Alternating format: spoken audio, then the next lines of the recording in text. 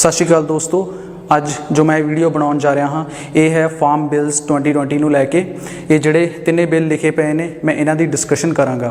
तो मैं वीडियो के शुरुआत के ही दस देवां कि मैं इन्हां बिलों के विरोध दे विच हाँ तो मैं क्यों विरोध दे विच हाँ मैं वो डिस्कशन करांगा।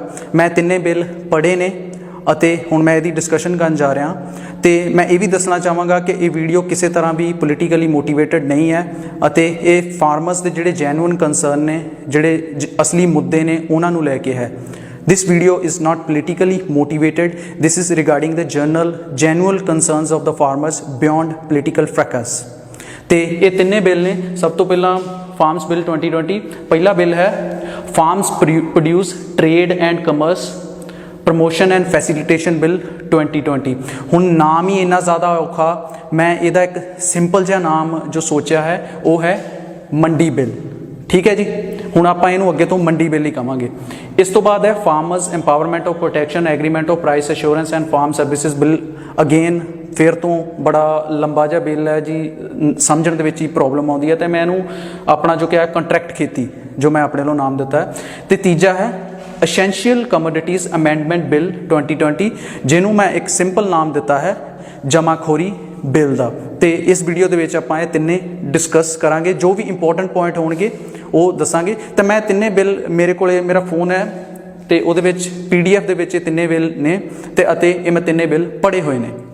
तो दोस्तों हुण मैं मंडी बिल बारे गल करन जा रहा हाँ। तिन्नां बिलों के विचों जिहड़ा साडा विरोध करन दा जिहड़ा मेन मकसद है वो इसे विच ही जिहड़े ज़्यादा पॉइंट ने उन्हां दे उत्ते साडा विरोध है। वो की पॉइंट ने उन्हां दे विचों मेन पॉइंट जिहड़े ने वो मैं तुहाडे नाल गल्लां सांझीआं करनियां चाहांगा। सब तो पहलां तां सरकार कहिंदी है कि हुण तुसीं सरकारी मंडी तो बाहर जाके फसलां वेच सकदे हो प्राइवेट मंडी दे विच।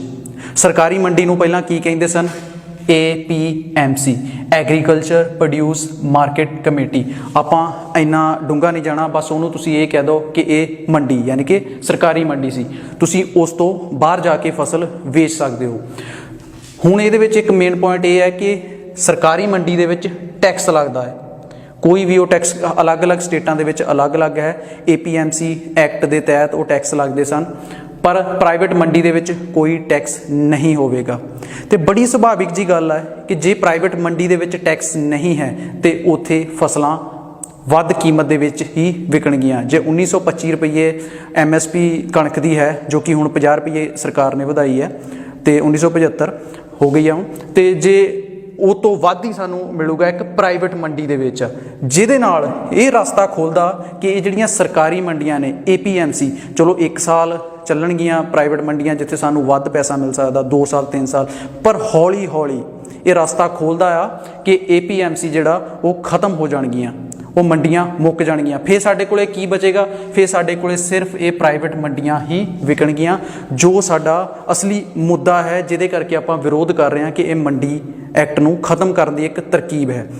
प्रधानमंत्री साहब ने कहा कि MSP खत्म नहीं होगी, कोई मंडी खत्म नहीं की जाएगी, पर जे वो सच्ची ये नहीं करना चाहते तो 15 पेजां का ये बिल है फार्म जिहड़ा पहले नंबर वाला बिल है 15 पेजां का, तो ये लिख के क्यों नहीं दिता कि सरकार MSP दा जो गारंटी दिंदी सी उस तो भज रही है।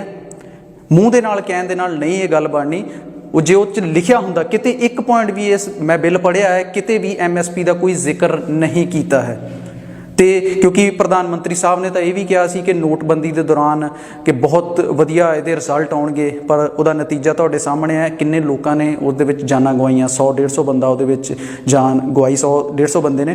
तो इस तो इलावा फिर GST लागू की, ਉਹਦੇ परिणाम GDP मैं वो सब नहीं डिस्कस करना चाहता क्योंकि मैं वीडियो ज़्यादा लंबी नहीं करना चाहता।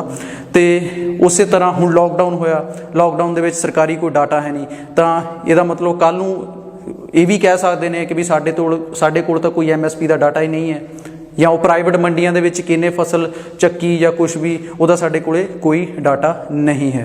तो तीजे नंबर दे विच क्योंकि पैन कार्ड किसी कोई भी नागरिक जिस कोले पैन कार्ड है वो मंडी लगा सकता उत्थे जाके, तो उन्हां मंडियां दे उत्ते सरकारी नज़र नहीं होगी क्योंकि वो टोटल प्राइवेट है। साडा जिहड़ा मुद्दा है कि हौली हौली चलो अज मंडी नहीं खत्म हुई, 1-2-3 सालों अपने आप ही वो जिहड़ा मंडी सिस्टम आ वो ਢਹਿ ਢੇਰੀ ਹੋ ਜਾਵੇਗਾ, ਕਿਉਂਕਿ ਉੱਥੇ ਕੋਈ ਫਸਲ ਵੇਚਣ ਜਾਵੇਗਾ ਨਹੀਂ। ਤੇ ਉਸ ਤੋਂ ਬਾਅਦ ਜਦੋਂ ਢਹਿ ਢੇਰੀ ਹੋ ਗਿਆ ਤੇ ਫਿਰ ਸਾਡੇ ਕੋਲੇ ਸਿਰਫ ਇੱਕੋ ਹੀ ਰਸਤਾ ਬਚਣਾ ਕਿ ਅਸੀਂ ਪ੍ਰਾਈਵੇਟ ਮੰਡੀਆਂ ਦੇ ਵਿੱਚ ਹੀ ਜਾ ਕੇ ਉਹ ਚੀਜ਼ਾਂ ਵੇਚੀਏ, ਅਤੇ ਪ੍ਰਾਈਵੇਟ ਮੰਡੀਆਂ ਦੇ ਵਿੱਚ ਜੋ ਵੀ ਸਾਡੀ ਫਸਲਾਂ ਦੇ ਉਹ ਭਾਅ ਲਗਾਉਣਗੇ, ਲੋਕੀ ਭਾਅ ਲਗਾਉਣਗੇ, ਜੋ ਵੱਡੇ ਵੱਡੇ ਕਾਰਪੋਰੇਟ ਹੋਣਗੇ, ਸਾਨੂੰ ਉਸੇ ਰੇਟ ਦੇ ਉੱਤੇ ਫਸਲ ਵੇਚਣੀ ਪਵੇਗੀ। ਇਸ ਦਾ ਸਭ ਤੋਂ ਵਧੀਆ ਉਦਾਹਰਣ ਇਹ ਆ ਕਿ ਬਿਹਾਰ ਦੇ ਵਿੱਚ 2006 ਦੇ ਵਿੱਚ APMC ਐਕਟ ਖਤਮ ਹੋਇਆ ਸੀ, ਤੇ ਉੱਥੇ ਜੋ ਮੱਕੀ ਦਾ ਰੇਟ ਹੈ, ਜੋ ਮੱਕੀ ਦੀ MSP ਹੈ, ਉਹ 1800 ਰੁਪਈਆ ਕੁਛ ਹੈ, ਤੇ ਅਸਲ ਦੇ ਵਿੱਚ ਉਹ ਕਿੰਨੇ 'ਚ ਵਿਕਦੀ ਹੈ? 800 ਜਾਂ 900 ਰੁਪਏ ਦੇ ਵਿੱਚ। ਪੰਜਾਬ ਦੇ ਵਿੱਚ ਵੀ ਇੰਝ ਹੀ ਹੈ ਕਿ ਜੇ MSP ਨਹੀਂ ਹੋਏਗੀ ਤੇ ਸਾਡੀਆਂ ਫਸਲਾਂ ਦੇ ਕੋਈ ਰੇਟ ਸਾਨੂੰ ਨਹੀਂ ਮਿਲਣਗੇ। ਪਰ ਜੇ ਪ੍ਰਧਾਨ ਮੰਤਰੀ ਸਾਹਿਬ ਕਹਿੰਦੇ ਨੇ ਕਿ MSP ਖਤਮ ਨਹੀਂ ਕੀਤੀ ਜਾਵੇਗੀ, ਤਾਂ ਫਿਰ ਬਿੱਲ ਦੇ ਵਿੱਚ ਵੀ ਉਹਨਾਂ ਨੂੰ ਲਿਖਣਾ ਚਾਹੀਦਾ ਸੀ। ਦੋਸਤੋ, ਅਗਲਾ ਪੁਆਇੰਟ ਇਸੇ ਬਿੱਲ ਦੇ ਅੰਦਰ ਹੈ, ਮੰਡੀ ਬਿੱਲ ਦੇ ਅੰਦਰ ਹੈ, ਝਗੜੇ ਦੀ ਸੂਰਤ ਵਿੱਚ ਜੇ ਮੰਨ ਲਓ ਤੁਹਾਡਾ ਉਸ ਪ੍ਰਾਈਵੇਟ ਮਾਰਕੀਟ ਦੇ ਵਿੱਚ ਕੋਈ ਝਗੜਾ ਹੁੰਦਾ ਆਪਣੇ ਪੈਸਿਆਂ ਨੂੰ ਲੈ ਕੇ, ਜਾਂ ਤੁਹਾਡਾ ਸਮਰਥਨ ਮੁੱਲ ਤੁਹਾਨੂੰ ਨਹੀਂ ਮਿਲਦਾ, ਉਸ ਵੇਲੇ ਤੁਸੀਂ ਕਿੱਥੇ ਜਾਓਗੇ? ਤਾਂ ਉਹ ਸੈਕਸ਼ਨ 8 ਦੇ ਵਿੱਚ ਇਸੇ ਦੇ ਵਿੱਚ ਲਿਖਿਆ ਹੈ ਮੰਡੀ ਬਿੱਲ ਦੇ ਵਿੱਚ ਕਿ ਤੁਸੀਂ ਆਪਣੀ ਸ਼ਿਕਾਇਤ SDM ਦੇ ਕੋਲ, ਸਬ ਡਿਵੀਜ਼ਨਲ ਮੈਜਿਸਟਰੇਟ ਦੇ ਕੋਲ ਦਰਜ ਕਰਵਾ ਸਕਦੇ ਹੋ। ਸੈਕਸ਼ਨ 15 ਦੇ ਵਿੱਚ ਲਿਖਿਆ ਹੈ ਕਿ ਤੁਸੀਂ ਕਿਸੇ ਵੀ ਸਿਵਲ ਕੋਰਟ ਦੇ ਵਿੱਚ ਨਹੀਂ ਜਾ ਸਕਦੇ। ਸਿਵਲ ਕੋਰਟ ਦੀ ਜਿਹੜੀ ਜੂਰੀਡਿਕਸ਼ਨ ਆ ਉਹ ਇਸ ਲਾਅ ਦੇ ਉੱਤੇ ਨਹੀਂ ਹੈ, ਮਤਲਬ ਉਹ ਤੁਹਾਡੀ ਹੈਲਪ ਨਹੀਂ ਕਰ ਸਕਣਗੇ। ਗੱਲ ਆ ਜਾਂਦੀ ਆ ਹੁਣ ਇੱਥੇ ਅਫਸਰਸ਼ਾਹੀ ਦੀ, ਕਿ ਇੱਕ 5 ਕਿੱਲਿਆਂ ਵਾਲਾ ਕਿਸਾਨ ਇੱਕ ਵੱਡੇ ਕਾਰਪੋਰੇਟ ਦੇ ਨਾਲ ਕਿਵੇਂ ਟੱਕਰ ਲੈ ਸਕਦਾ?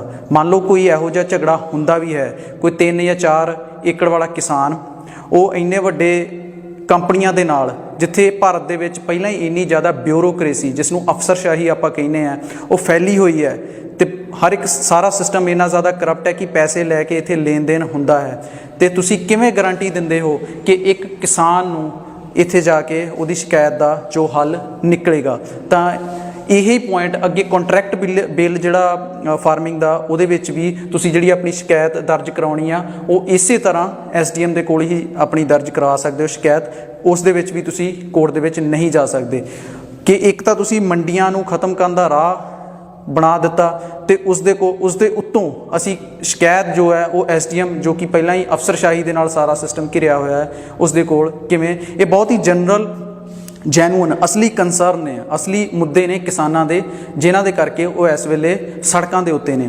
ਤੇ ਕਈ ਚੈਨਲ ਸਾਡੇ ਜਿਹੜੇ ਰਾਸ਼ਟਰੀ ਨੈਸ਼ਨਲ ਚੈਨਲ ਨੇ, ਉਹ ਇਹ ਕਹਿੰਦੇ ਨੇ ਕਿ ਕਿਸਾਨ ਅਨਪੜ੍ਹ ਨੇ, ਉਹ ਜਿਹੜੇ ਲੀਡਰ ਨੇ ਉਹਨਾਂ ਦੇ ਪਿੱਛੇ ਲਾਈ ਲੱਗ, ਉਹਨਾਂ ਦੇ ਪਿੱਛੇ ਤੁਰ ਪਏ ਨੇ, ਉਹਨਾਂ ਨੇ ਤਾਂ ਬਿੱਲ ਪੜ੍ਹਿਆ ਵੀ ਨਹੀਂ ਹੈ ਤੇ ਉਹਨਾਂ ਨੂੰ ਕੁਛ ਨਹੀਂ ਪਤਾ।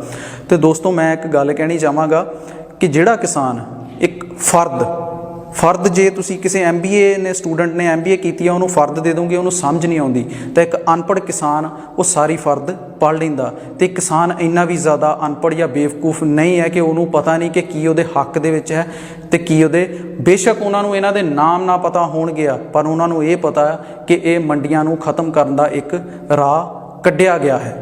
ਤੇ ਜਿੱਥੇ ਸਾਡੇ ਪ੍ਰਧਾਨ ਮੰਤਰੀ ਸਾਹਿਬ ਵੀਡੀਓ ਕਾਨਫਰੰਸਿੰਗ ਰਾਹੀਂ ਵਿਰਾਟ ਕੋਹਲੀ ਦੇ ਨਾਲ ਛੋਲੇ ਭਟੂਰਿਆਂ ਦੇ ਉੱਤੇ ਗੱਲ ਕਰ ਸਕਦੇ ਨੇ, ਕੱਲ੍ਹ ਹੀ ਕੀਤੀ ਹੈ, ਤੇ ਉੱਥੇ ਉਹ ਕਿਸਾਨ ਜਥੇਬੰਦੀਆਂ ਦੇ ਨਾਲ, ਜਿਹੜੇ ਕਿ ਮੇਨ ਸਟੇਕ ਹੋਲਡਰਸ ਨੇ, ਜਿਹੜੇ ਕਿ ਮੇਨ ਇਹਦੇ ਵਿੱਚ ਭਾਗੀਦਾਰ ਨੇ, ਉਹਨਾਂ ਦੇ ਨਾਲ ਵੀ ਗੱਲ ਕਰ ਸਕਦੇ ਸਨ।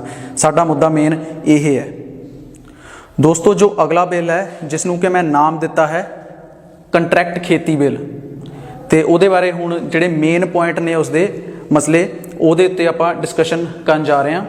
ਸਭ ਤੋਂ ਪਹਿਲਾਂ ਇਸ ਬਿੱਲ ਦੇ ਵਿੱਚ ਇਹ ਹੈ ਕਿ ਵੱਡੀਆਂ ਕੰਪਨੀਆਂ ਦੇ ਨਾਲ ਕੰਟਰੈਕਟ ਕਰ ਸਕਦੇ ਹਾਂ, ਕਿ ਵੱਡੀਆਂ ਕੰਪਨੀਆਂ ਛੋਟੇ ਕਿਸਾਨਾਂ ਦੇ ਨਾਲ ਜਾਂ ਵੱਡੇ ਕਿਸਾਨਾਂ ਦੇ ਨਾਲ ਕੰਟਰੈਕਟ ਕਰ ਸਕਦੀਆਂ ਨੇ। ਉਹ ਪਹਿਲਾਂ ਹੀ ਕਹਿਣਗੀਆਂ ਕਿ ਆਹ ਫਸਲ ਉਗਾਓ ਅਤੇ ਸਾਨੂੰ ਇੰਨੀ ਉਹਦੀ ਪੈਦਾਵਾਰ, ਜੋ ਵੀ ਉਹਦਾ ਮੁੱਲ ਹੋਏਗਾ, ਤੁਹਾਨੂੰ ਇੰਨਾ ਦਿੱਤਾ ਜਾਏਗਾ। ਸਭ ਕਾਗਜ਼ੀ ਪੱਤਰੀ ਕਾਰਵਾਈ ਹੋਵੇਗੀ ਇਸ ਦੇ ਵਿੱਚ ਜਿਹੜਾ ਦੂਜਾ ਪੁਆਇੰਟ ਹੈ ਕਿ ਰਿਸਕ ਜੋ ਵੀ ਹੈ ਵੱਡੀਆਂ ਕੰਪਨੀਆਂ ਦਾ ਹੋਵੇਗਾ। ਮੰਨ ਲਓ ਕਿ ਤੁਹਾਡੀ ਫਸਲ ਬਰਬਾਦ ਹੋ ਜਾਂਦੀ ਹੈ ਜਾਂ ਕੁਝ ਵੀ ਹੁੰਦਾ, ਉਹ ਸਾਰਾ ਰਿਸਕ ਉਹ ਵੱਡੀ ਕੰਪਨੀਆਂ ਦਾ ਹੈ। ਪਰ ਇਹ ਕਾਗਜ਼ ਦੇ ਉੱਤੇ ਜੋ ਲਿਖਿਆ ਹੈ ਬਹੁਤ ਵਧੀਆ ਲੱਗਦਾ ਹੈ, ਪਰ ਕੀ ਇਹ ਅਸਲ ਦੇ ਵਿੱਚ ਹੋਵੇਗਾ? ਜੋ ਮੇਰੀ ਆਪਣੀ ਨਿੱਜੀ ਸੋਚ ਹੈ ਉਹ ਇਹ ਹੈ ਕਿ ਮੰਨ ਲਓ ਰਿਸਕ ਫੈਕਟਰ, ਕੁਛ ਮੀਂਹ ਪੈ ਜਾਂਦਾ ਜਾਂ ਕੁਛ ਵੀ ਫਸਲ ਖਰਾਬ ਹੋ ਜਾਂਦੀ ਹੈ, ਕੀ ਵੱਡੀਆਂ ਕੰਪਨੀਆਂ ਉਸ ਜੋ ਕੇਸ ਹੋਏਗਾ ਉਹਦੇ ਵਿੱਚ ਉਹ ਫਸਲ ਜੇ ਨਾ ਚੁੱਕਣ, ਫਿਰ ਇਹਦਾ ਮਤਲਬ, ਪਰ ਜੇ ਵੱਡੀਆਂ ਕੰਪਨੀਆਂ, ਤੀਜਾ ਪੁਆਇੰਟ ਕਿ ਜੇ ਵੱਡੀਆਂ ਕੰਪਨੀਆਂ ਫਸਲ ਨਾ ਚੁੱਕਣ, ਉਸ ਸੂਰਤ ਵਿੱਚ फिर तो अफसरशाही ਜਿਹੜਾ ਆਪਾਂ ਪਹਿਲਾਂ ਇਸ ਤੋਂ ਪਹਿਲਾਂ ਪੁਆਇੰਟ ਡਿਸਕਸ ਕੀਤਾ ਹੈ ਕਿ ਉਹਨਾਂ ਹਾਲਾਤਾਂ ਦੇ ਵਿੱਚ ਆਪਾਂ ਐਸਡੀਐਮ ਦੇ ਕੋਲੇ ਜਾਵਾਂਗੇ ਤੇ ਫਿਰ ਉਹੀ ਜੋ ਚੱਕਰ, ਕਿਉਂਕਿ ਕੋਰਟ ਦੇ ਕੋਲ ਜਾ ਨਹੀਂ ਸਕਦੇ ਤੇ ਸਾਨੂੰ ਅਫਸਰਸ਼ਾਹੀ ਵਾਲੇ ਚੱਕਰ ਦੇ ਵਿੱਚ ਸਾਨੂੰ ਜਾਣਾ ਪਵੇਗਾ। ਅਤੇ ਬੜੀ ਸਾਫ਼ ਜੀ ਗੱਲ ਹੈ ਕਿ 1 2 ਜਾਂ 3 5 ਏਕੜ ਵਾਲਾ ਕਿਸਾਨ ਵੱਡੀਆਂ ਕੰਪਨੀਆਂ ਦੇ ਨਾਲ ਉਹ ਮੱਥਾ ਨਹੀਂ ਲੜ ਸਕੇਗਾ।